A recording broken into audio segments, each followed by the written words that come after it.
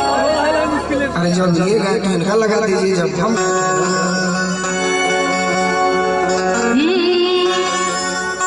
अच्छा बड़ा कुआरे में मजा मारे तेरे गोलू राजा ना। इधर आइए इधर आइए। ये एनर्जी जाने तनी के कर हां का खाते ने मुंह में तने मुंह खोले मुंह डाल दी गुस्ताखी माफ करना अंकल। एनर्जी हां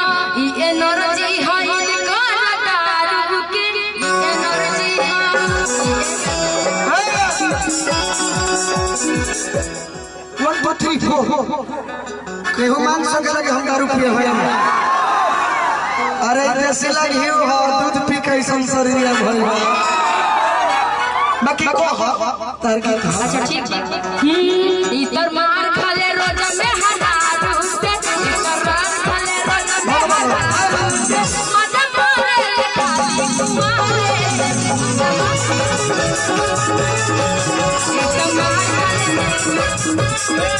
मजा मारे मजा मारे मजा मारे मजा मारे तो तुम्हारे मजा मारे तो तुम्हारे रोज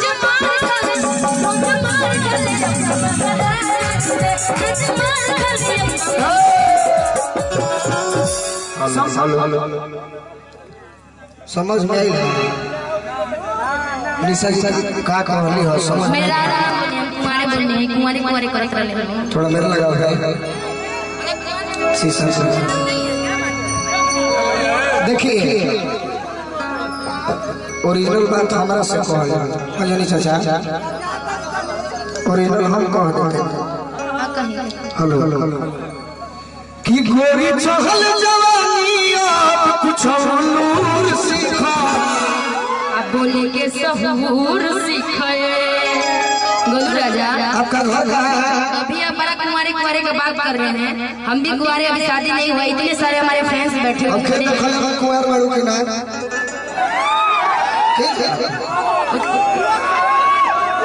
अच्छा आप लोगों ने हमारा और इनका वीडियो देखा था यूट्यूब पर देखा था ना उसमें इन्हें हमको क्या बनाया था धान बनौले रहने हो धान मतलब धनिया ना पत्नी और अभी क्या बोल रहे हैं। अरे तो यार ये मंच है बेदर्दी हो गए ना सुना है फिल्म में कभी कभी अक्षरा सिंह के पवन सिंह के पहिन होने के पर कहियो गर्लफ्रेंड कहियो अरे तो अभी भी ये लोग बाहर नहीं बनाने आए हैं। फिल्म की बात न किया जाए ये मंच है कहियो हमारे शिवानी भौजाई बन गई है कहियो प्यार पागल हो जाए तो मंच हो ये कला हो life drama world is stage God is director वो गोलू राजा है ना कि लाला है ना जी। जीवन एक ड्रामा की तरह है हम लोग यहाँ एक्टिंग करने आए हैं निमन रोल करो तो निमन जगह पर हमारे मौका मिली यूएसपी बा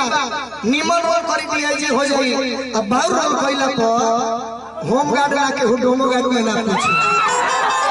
ऐसे कहतनी तू निमन काम करते हो ऐसे कहतनी कि निमन काम करबू तब पास कदे हो निमन काम करबू तब पास कदे हो अब बाउल काम करबू तब पास कदे हो। ये कौन सा निमन हुआ पिया के कहतनी एगो और हम लोग रही जखन भैया कि सास साला कोसी है ननदिया देखी के हंसी है अरे बोलनुआ पियावान कभी न छिलले बसवा धोसी है बोलनुआ तहरा एमे गो बात हम बार लिखी कहले लोग हमरा बुझ गइल होई हम का कहतनी ये लोग 10 GB के स्पीड में हां ये बहुत बुझे ला लोग। चलो गीत गाओ एगो और बात कही कि छछ पर जहिया धारा जई आराम करी है बेटा फल पा जई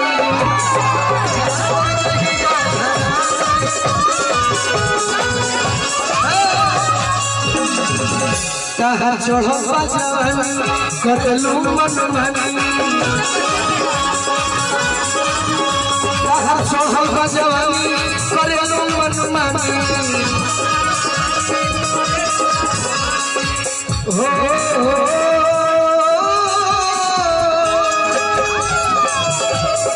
छाछ पर जहिया धरा जइबू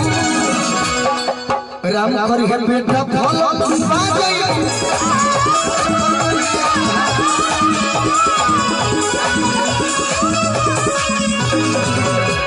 हम इतना बात कह दिहनी काहे मन मोरले बड़ कुछ कह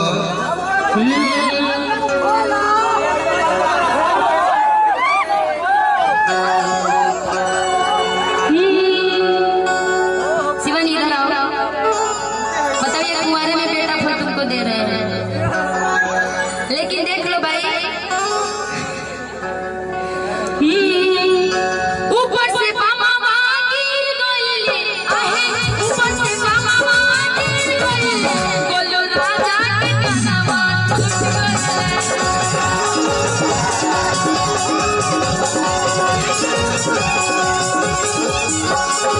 ठीक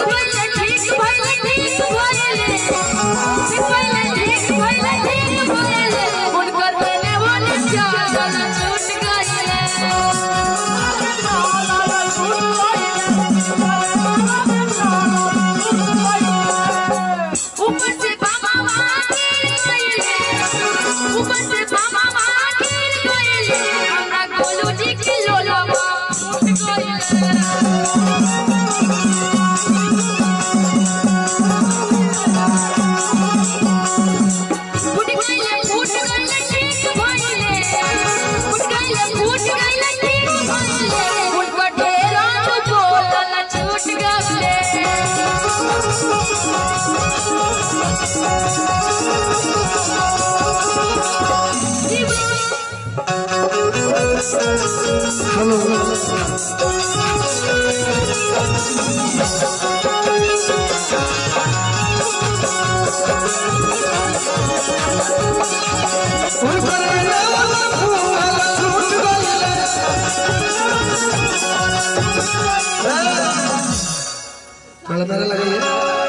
अच्छा हमारे गोल टूटल बा कहाँ लोग टूटल बा भाई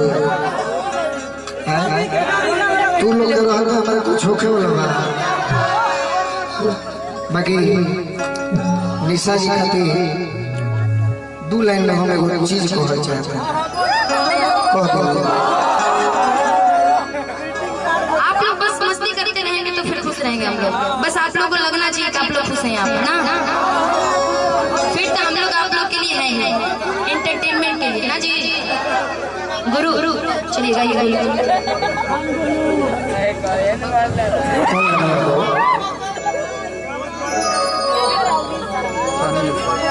हाँ योगी हमरा बड़ी पुराना ब्याह से गौले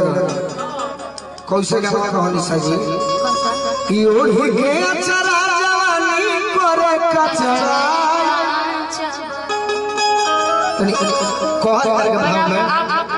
ऐसे ये बच्चे हैं लेकिन देखने से बच्चा नहीं आज ही हम लोग आ रहे थे अंजनी जी हमारे गाड़ी में थे तो बात चल रहा था अंजनी जी ना जी क्या कि जब भी पूछा जाता है गोलू जी आपका एज कितना है तो हर साल बोलते जानते हैं क्या अभी तो 19वां चलता 3 साल से ऐसे चलता अरे हम नहीं चलता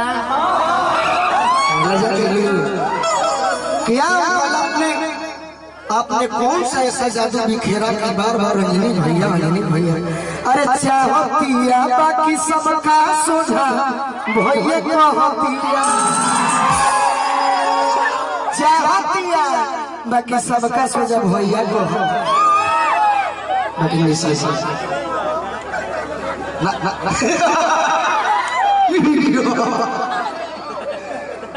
तो तने एक लाइन कहत ओढ़ी के अचारा जवानी एहे से कहत ओढ़ी के अचारा ओढ़ी के अचारा जवानी करे का चराई ओढ़ी के अचारा जवानी करे का चराई छोड़ी हमरा के हमारा के नहीं हर बोला अभी बाजा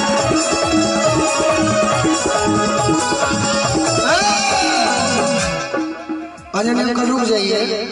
ओढ़ी के चरा जवानी करे का चराई काचा बनो कदू माई हमरा के नैहर बोला ले मरद भी बाचा बाकी हमार बात सुनो ई बाचा नहीं के ई सबसे अच्छा बा बाकी जाई नहीं हो एक रोटल भर छाती फाटो जाई नहीं हो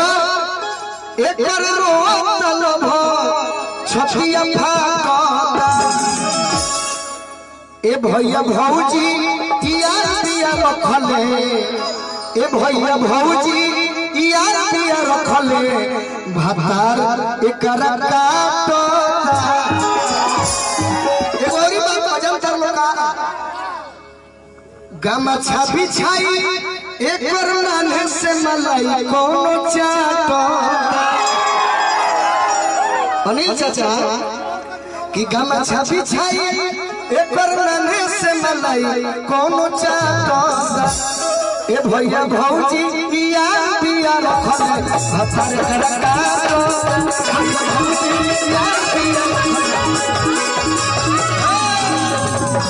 हम बात पूरा कहला अधूरा ना कि जब से नई जोर में आई फोन पर बिजी बिया हो और का कहे का बताई गोलू राजा शिवानी तोहरे संगई जी बिया हो ये तो कमाते मिलवे लगते आपके साथ बिजी नहीं है इजी है अरे बिजी है बहुत इजी है ये सब सुना इजी बोले ना कि जब से ससुर में आई फोन पर बिजी बिया हो और रखले पहले से मोर अपन निजी बिया हो ऐसी वाली अरे एक बात जानता रे धारतिया लोर ए हम मोरनी के मोर रहिया कोता क्या जख्मी भैया आप कैसा कैसा शब्द लिखते हैं कि मेरा जियरे जुड़ा जाए कि धारतिया लोर ए हम मोरनी के मोर रहिया कोता ए भैया भौजी यार पिया रखले भातार एकरा काटो अरे शिवानी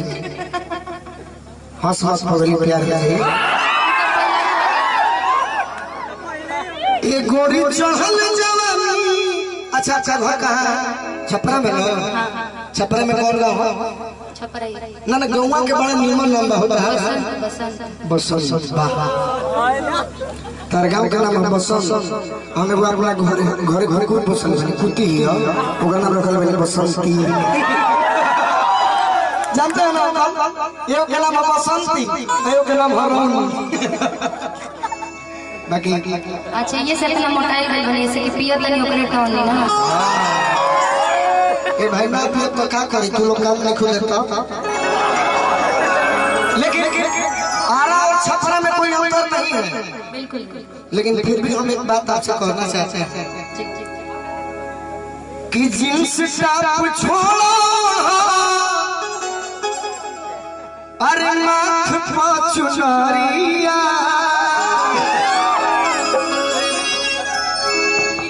जईबू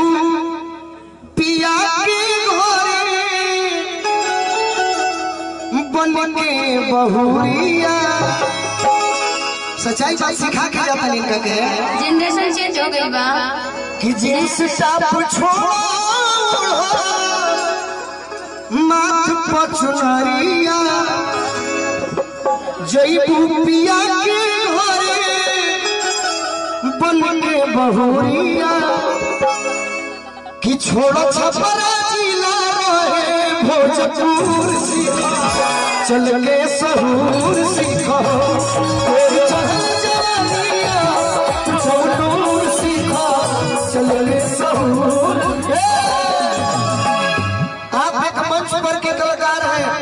लेकिन जिस दिन आपके पिताजी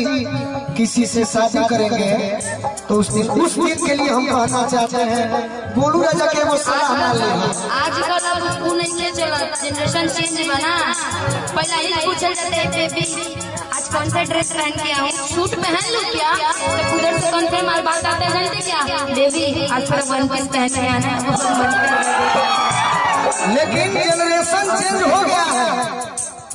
लेकिन दुनिया के कोनो में हराम का दिन नहीं है कि हमारे सामने जींस टी शर्ट पहन के आ गए। बिहार भइला के बाद मार के बुखार छोड़ा जींस टॉप कौन की चीज है। अरे जब हनीमून पर गई बर्फ में लोटो करनी बाबू भाई के सामने जींस टॉप मारो के खोइए बिक देबे। ये बोरी बात सुन लो, हमारी सलाह मांगी है जी हम में लेना। इतना प्यार से यदि पति सलाह बोले तो एकरा खातिर हर चीज माने लगते। बलमा के थाती ए हो यानी चाचा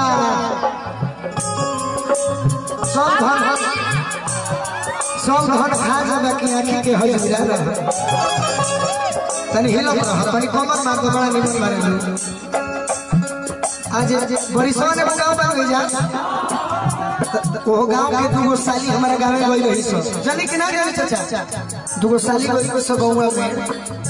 तो उनका ससुर से कहने की का यार परवेश भैया हमार तो यार बियाह के बातों न चलो तो हम नहर में नहा के कहत रहे अरे बोलू भाई अब तहरा कमर में जोश रह गई बा तो बड़ी होनी असली हो। बाकी हमारी बात सुन लो हाय बलमा के थाती जो गाँव दिन राती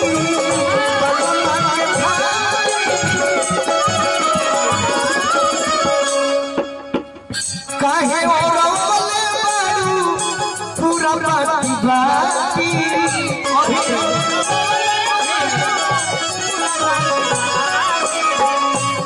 हमने के भोजपुर जिला में बताओ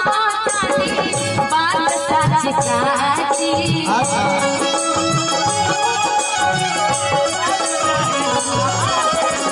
दिन तो गुजारी गुजरे न राती।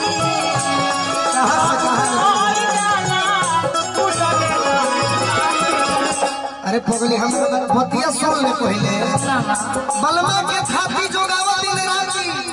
अकाही अभी और तारू पूरा बाती बाती हमारा जब क्षेत्र में बुहे ठार में तो उन्हें के लोग चिंता मत करिए सुन ले इन्हें अगर लोग सिखाएंगे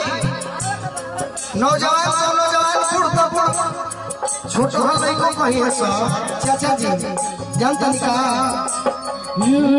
छनलू ढेर जिलेबी पारे मोती चूर सीखा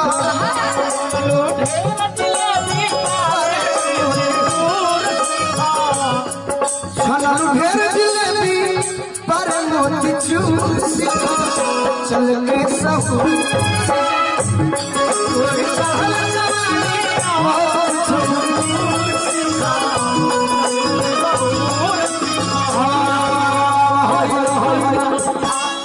यदि ऐसा मर्द मिलेगा पत्नी पे इतना रोब जमाएगा, अच्छी बीवी मिल गई प्यार से मनाएंगे तो मान गई और नहीं मनाए यदि प्यार से रोब में बोलेंगे सहूर सीखा लूट सीखा बोलेंगे हर सीखा हऊ सीखा और